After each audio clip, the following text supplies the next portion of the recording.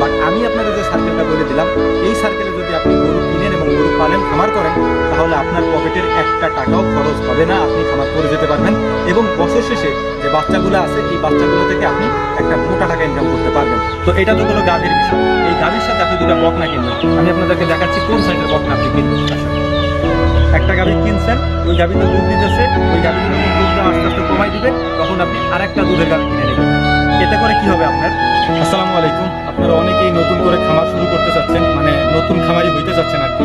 তো তাদের জন্য আজকের এই গুরুত্বপূর্ণ ভিডিওটি, কিভাবে আপনি খামার শুরু করবেন, কয়টা গরু দিয়ে শুরু করবেন, কোন কোন জাতের গরু দিয়ে শুরু করবেন, এই বিষয়গুলি আজকে আমি আপনাদেরকে ক্লিয়ারলি বুঝাই দেবো, যাতে করে আপনারা এই সেক্টরে লস না করেন।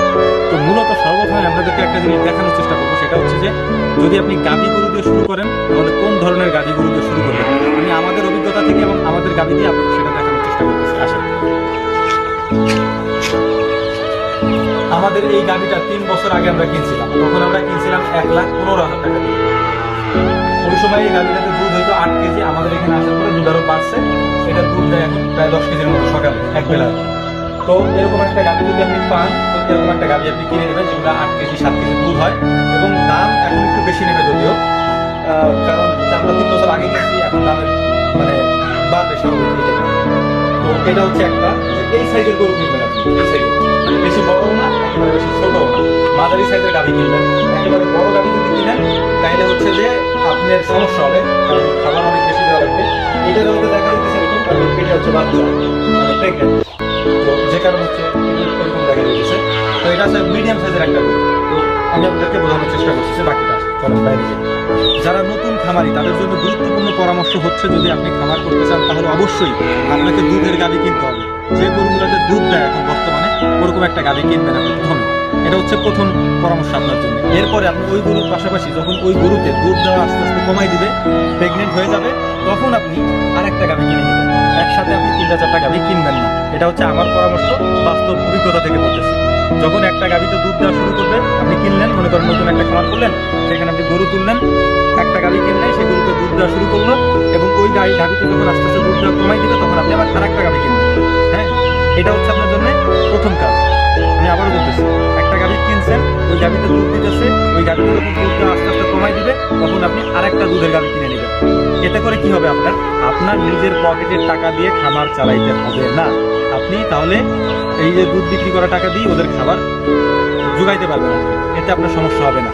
আপনি যদি ওদের দুধ বিক্রি করার টাকা দিয়ে যদি খাবার চালাইতে পারেন, তাহলে আপনার পকেটের টাকা খরচ করা লাগতেছে না। এক্ষেত্রে আপনার লস হবে না। বছর শেষে আপনার দুইটা বাছুর থেকে যাবে এবং আপনার ফার্ম আস্তে আস্তে বড় হতে শুরু করবে। তো এটা তো হলো গাভীর বিষয়। এই গাভীর সাথে আপনি দুইটা বকনা কিনবেন। আমি আপনাদেরকে দেখাচ্ছি কোন সাইজের বকনা আপনি কিনবেন। আমাদের এখানে এই যে ফ্রিজিয়ান যাদের একটা বকনা আছে, এটা এখন বকনা না, প্রেগনেন্ট বাচ্চা দিন। তো এই সাইজের আপনি একটা বকনা কিনে নেবেন।